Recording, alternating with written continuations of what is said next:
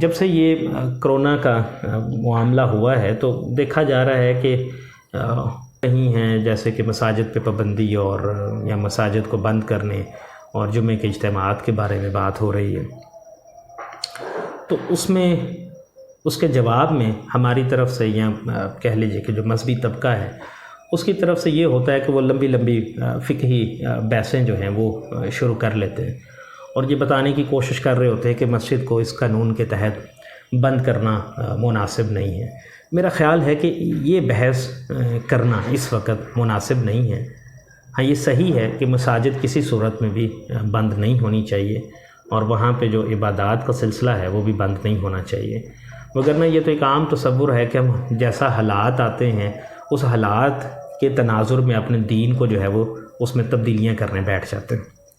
اس کے لیے کیا جا سکتا ہے؟ اس کے لیے یہ کیا جا سکتا ہے کہ ہم احتیاطی تدابیر اپنائیں۔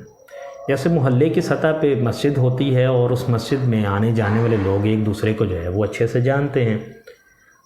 پہلا تو یہ کام کریں کہ جس بندے کی ٹریول ہسٹری ہے، یعنی جس نے ان دنوں میں کوئی سفر کیا ہے بیرون ملک، اس کے ساتھ تو اس کو تو میں نے پہلے کہا کہ اس کو تو خود بھی ذمہ داری کا مظاہرہ کرتے ہوئے اپنے آپ کو گھر تک اور گھر میں بھی ایک کمرے تک اور دوسرے گھر والوں سے بھی کٹ کے رکھنا چاہیے 14 دن تک، اور جب اس میں وہ علامات ظاہر نہیں ہوتی تو ظاہر ہے وہ گھر والوں کے ساتھ جو ہے وہ مکس اپ جو ہے وہ ہو سکتا ہے۔ تو ایسا فرد جو ہے وہ مسجد میں جانے سے اجتناب کریں۔ دوسرا یہ کہ مسجد کی انتظامیہ یہ کرے کہ وہ انفرا ریڈ تھرمامیٹر مل جاتا ہے بازار سے، وہ پرچیز کر لے ان دنوں میں، اور ایک آدمی جو ہے وہ سرجیکل گلوز پہن کے اور وہ تھرمامیٹر لے کے نماز کے اوقات میں باہر کھڑا ہو جائے اور وہ لوگوں کا ٹمپریچر چیک کرے۔ جس شخص کو جو ہے بخار ہے اسے کہہ دیا جائے کہ بھئی آپ گھر میں جا کے نماز ادا کریں، اور یوں لوگوں کو وہ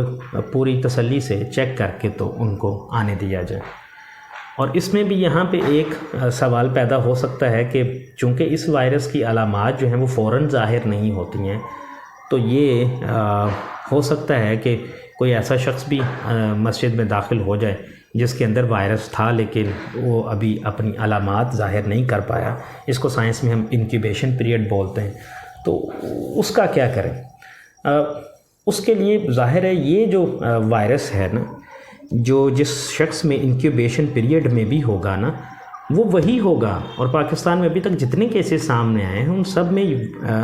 اس شخص کی ٹریول ہسٹری ہے،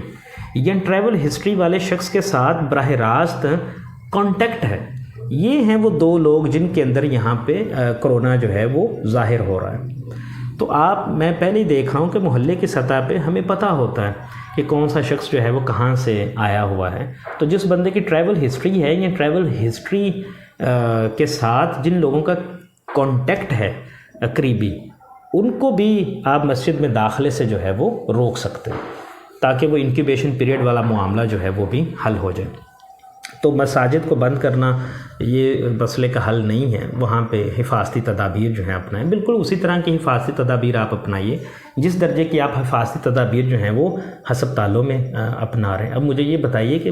ہسپتال سے بڑھ کر کون سی ایسی جگہ ہوگی جہاں پہ یہ اندیشہ نہ ہوگا کہ بھئی وہاں سے آپ کو وائرس جو ہے وہ اس کا انفیکشن ہو سکتا ہے۔ تو اگر ایسی رسک والی جگہ کو بھی آپ بند نہیں کرتے ہیں، ظاہر ہے بند کیا بھی نہیں جا سکتا، ناگزیر ہے، لیکن ہم کیا کرتے ہیں وہاں پہ حفاظتی تدابیر اپناتے ہیں، تو پھر مساجد کے لیے حفاظتی تدابیر اپنانے میں